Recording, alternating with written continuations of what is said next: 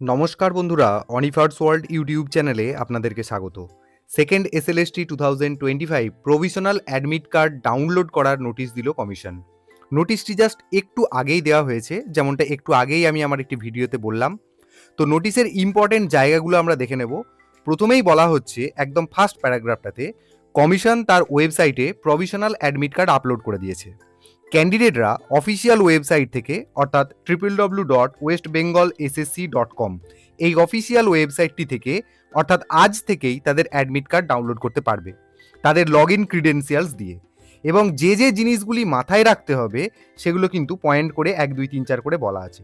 তো প্রথমত 1 নম্বর পয়েন্টে যেটা বলা আছে তার সাম আপ করে দিচ্ছি, যে বহু ক্যান্ডিডেটের ক্যাটেগরি কিন্তু আপলোড হয়নি। এটা কিন্তু কমিশনের নজরে রয়েছে, তাই সমস্ত ক্যাটেগরিকেই, সেটা জেনারেল হলেও, আপডেট করাটা কিন্তু ম্যান্ডাটরি।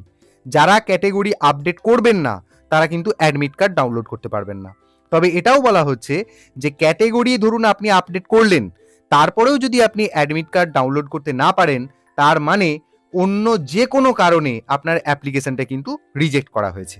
2 নম্বর পয়েন্টটিতে বলা হচ্ছে যেসব ক্যান্ডিডেটদের অ্যাপ্লিকেশন রিজেক্ট করা হয়েছে, ঠিক কী কারণে রিজেকশন হলো অ্যাপ্লিকেশনটা সেটাও কিন্তু বলে দেওয়া থাকবে বা মেনশন করা থাকবে।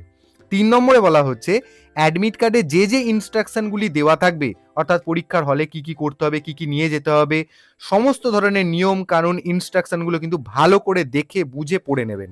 কারণ কোনো যদি খুঁত থাকে তাহলে কিন্তু আপনি এক্সাম দিতে পারবেন না ভেন্যুতে গিয়েও, আপনি তাতে যত চেষ্টাই করুন। 4 নম্বর পয়েন্টে যেটা বলা হচ্ছে, এবার সবচেয়ে গুরুত্বপূর্ণ যেটা, এই জায়গাটা বহু জনের সমস্যা রয়েছে।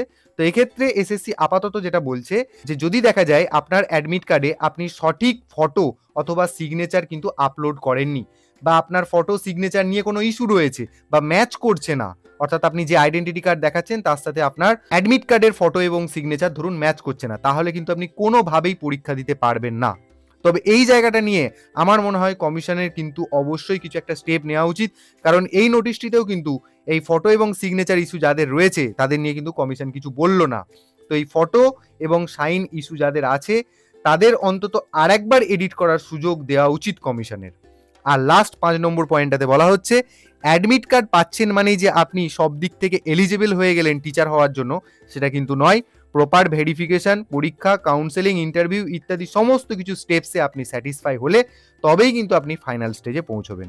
তো এই সমস্ত পয়েন্টসগুলি মাথায় রেখে আপনারা চটপট অ্যাডমিট কার্ড ডাউনলোড করে নিন। আর এই ভিডিওটি সবার সাথে শেয়ার করুন এবং আপনারা যারা আমার চ্যানেলে নতুন তারা চ্যানেলটিকে সাবস্ক্রাইব করে নিতে ভুলবেন না।